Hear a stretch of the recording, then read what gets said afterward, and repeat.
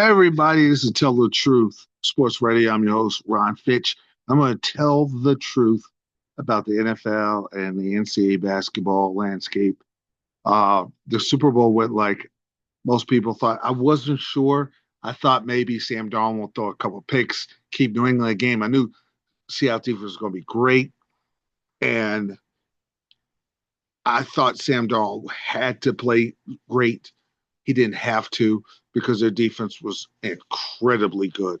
It was a bullying physical beatdown of Josh McDaniels' offense on New England. They beat up on the weak side of their offensive line.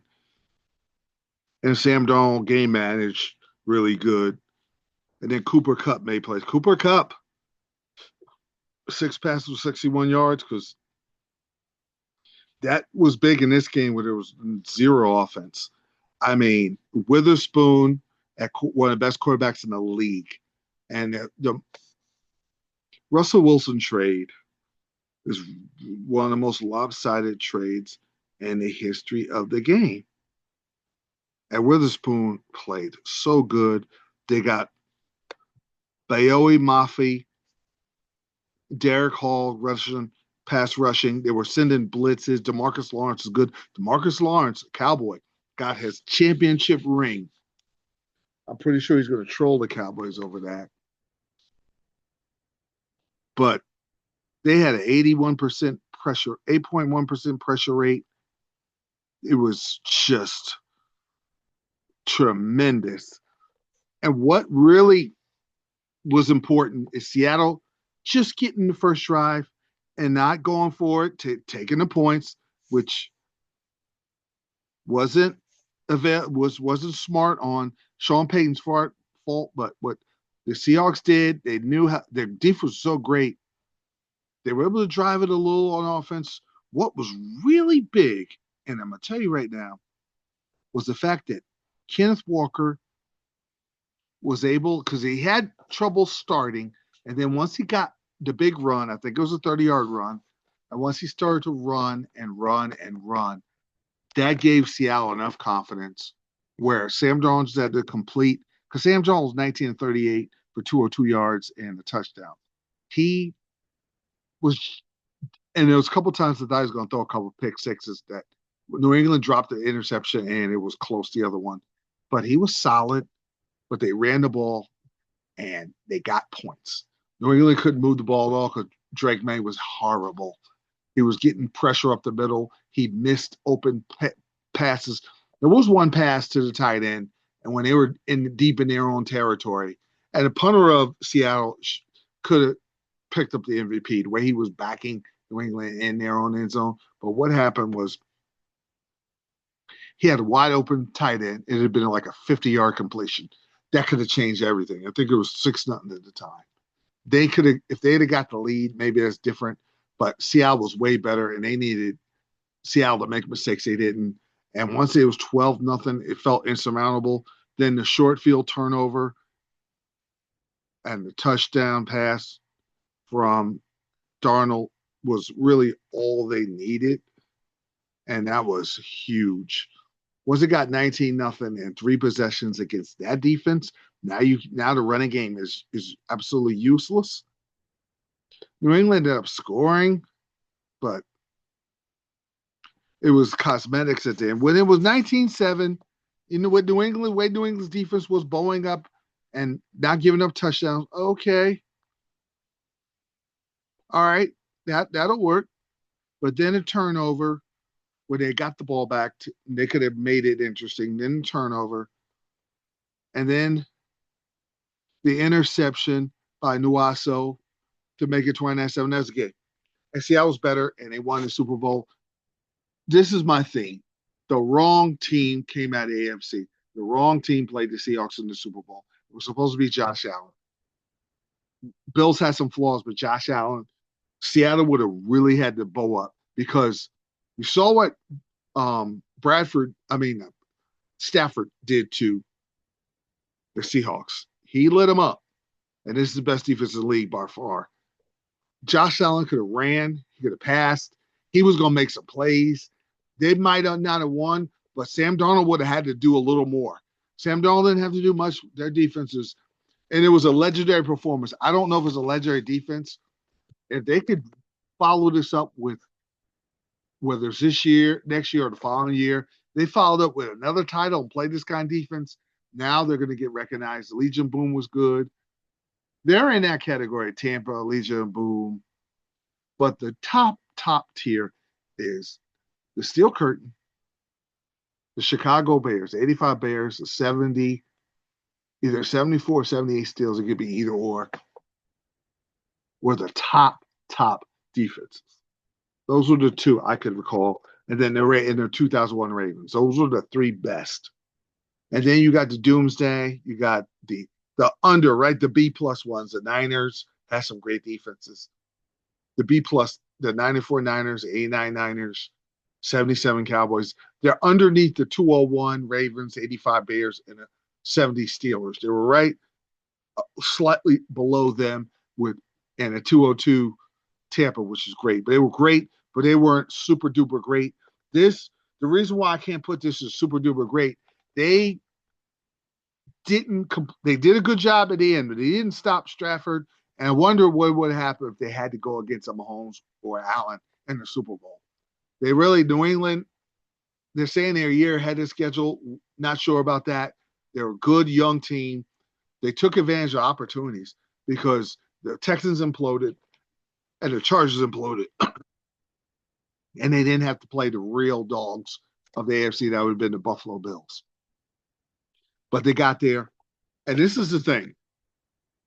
Oh, they're ahead of schedule. They'll be back. Dan Marino, the second year, went to the Super Bowl. And he's like, I'll be back. He did a commercial. I'll see you next year. Sometimes next year is not promised to you. Not in the NFL with injuries and free agents and breaks.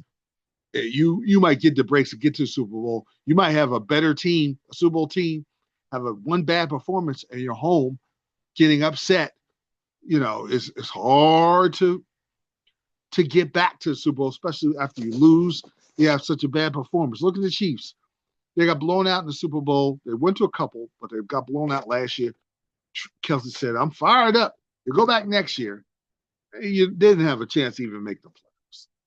So you just don't know. And the Bills are going to still be around. The division is easier. The Dolphins and Jets can't get out of their way.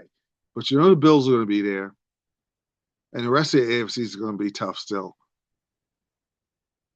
And then the AFC West, the Chargers, if they could get healthy and Harbaugh could stamp his coaching spirit into that team and they could stop choking in the playoffs, that would help. And Denver's going to be better if Sean Payton can get out of his way.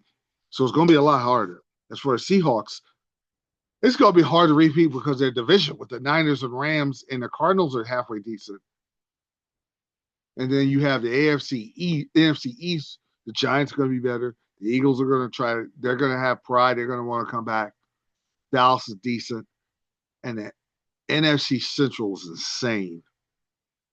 The Lions, Vikings, Green Bay, and the Bears are all the Green Bay, the Bears, the Lions, and Packers want to go to the Super Bowl. They're going to look like Super Bowl contenders, and Vikings are going to be good. So you have that. It's going to be NFC stacked, man.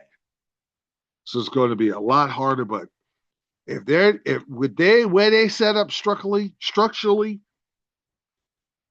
they all can come back next year. So you don't lose free agency. Darnold has won a Super Bowl. So now Darnold could be even better because all that pressure of him seeing ghosts and all that stuff. Darnold, if he gets back to the Super Bowl, he'll have better performance. And then Jigma and Kenneth Walker, and then they'll have Charbonneau back, possibly. If they healthy, they'll look to repeat. Now, we're a non-exciting Super Bowl. I want to tell you something. This is the truth here. College basketball is going to be tremendous. The NBA is going to be solid, but what's coming up is March Madness. Is going to be madness. I mean, number 5 Iowa is only up 3 points on TCU right now, and they're the number 5 team in the country. St. John's took it to UConn, and Patino, who closed the doors of the practice, pressed UConn, and UConn crumbled a little. They had a lot of trouble with their press, which is surprising. And I believe that return trip to Storrs, Connecticut, Hurley's team will be ready. But Houston's really good. Think about Houston. And Duke is solid with the Boozer, but their point guard situation is not so great because you saw the loss to North Carolina. The point guard deficiency reared its ugly head. But I'm looking at Houston, Sharp, Uzan, and Flemings. That 3-guard rotation is as good as you get in the country. And they make it happen. They are scorers. They don't shoot the best percentage from 3, but they're playmakers. They drive, and Houston's one of the best offensive rebounding teams in the country with Tugler in the center. They play BYU. BYU is literally with NBA lottery picks. BYU is a talented team in the country. And Houston went there, and it was back and forth. Houston went on an offensive rebound to display, which took the heart out of BYU at the end of that game. And I hate that sometimes Houston's 3-point percentage isn't as good, but I'll ride with them in the Final Four. I still like Arizona, even though Kansas was tremendous last night. I'm still thinking about putting them in the Final Four. They don't shoot it as well, but they're complete. I like to see them. They score well inside. I want to see both. I don't like all threes. I don't like just where you're chucking threes, but I do like that when you take them, you make them. And that's important for Arizona. Now, Carolina I want to trust, but I'm not sure. I think Purdue's too slow. Even though they beat a good Nebraska team by 3 tonight, any team, even if it's a mid-major team that is quicker, they always give Purdue trouble. Like they played Houston last year, and Houston just outquicked them in the place. And Miami beats Carolina. Carolina, that was a letdown game, 75-66. ACC's all right. The SEC's really good, but the Big 12 is as good a conference as you could get with Arizona, Houston, Iowa State, Kansas, and Texas Tech is really good. Sometimes they get a little rag outside, but Toppin's good inside. And that is, to me, BYU. That's the best conference in the country.